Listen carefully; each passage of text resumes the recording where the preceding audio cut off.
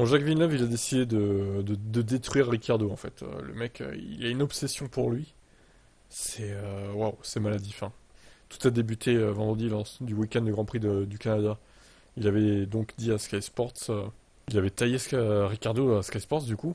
S'adressant donc à un site de crypto-monnaie, Villeneuve a doublé ses critiques à l'égard de Ricciardo. Daniel est une patate chaude.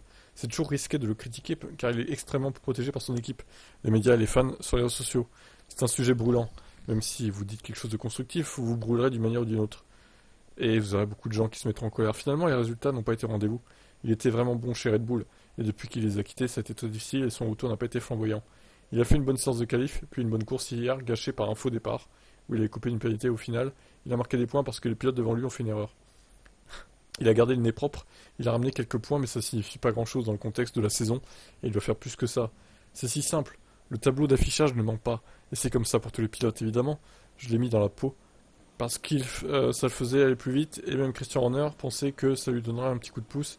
Peut-être qu'il en avait besoin, au moins, il en a tiré beaucoup de médias. Ce que je trouve incroyable, c'est la réaction que certains de ces pilotes ont aujourd'hui dans les médias. C'est absolument pas professionnel et n'a rien à voir avec l'entreprise, et ça peut être personnellement insultant. Je ne peux pas imaginer Daniel dire ça à d'autres médias, donc c'est bizarre. S'il dit que quelqu'un s'est cogné la tête en jouant au hockey sur glace, est-ce constructif et professionnel? Oui, parce que Ricardo avait répondu du coup qu'il disait n'importe quoi parce qu'il s'était cogné la tête en jouant au hockey du coup. C'est très enfantin, et des gens comme Daniel sont des modèles, et ils pensent que c'est la bonne façon d'agir. Il faut être prudent avec ça. J'ai trouvé ça vraiment étrange quand quelqu'un dit que je me fiche de ce que disent les gens. Il faut avoir la peau dure, enfin on vous critiquera, il faudra accepter. Ne dites pas quelque chose d'enfantin et d'insultant. Il est vraiment insupportable, hein, Villeneuve, hein.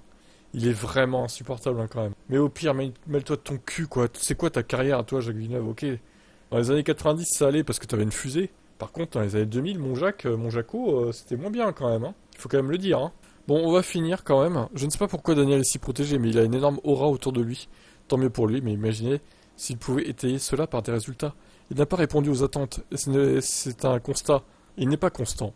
Donc il sait qu'il n'est pas à la hauteur et qu'il n'a pas eu assez de bons résultats. C'est si simple, il n'a rien de mal à dire ça. Dire que ça peut faire mal, mais que vous êtes en F1, prenez-le et passez à autre chose. La vérité fait mal. Ouh. Oh, il est lourd, hein. Oh, il est lourd, hein.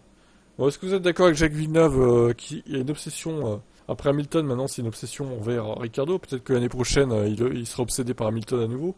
Voilà, fou, hein.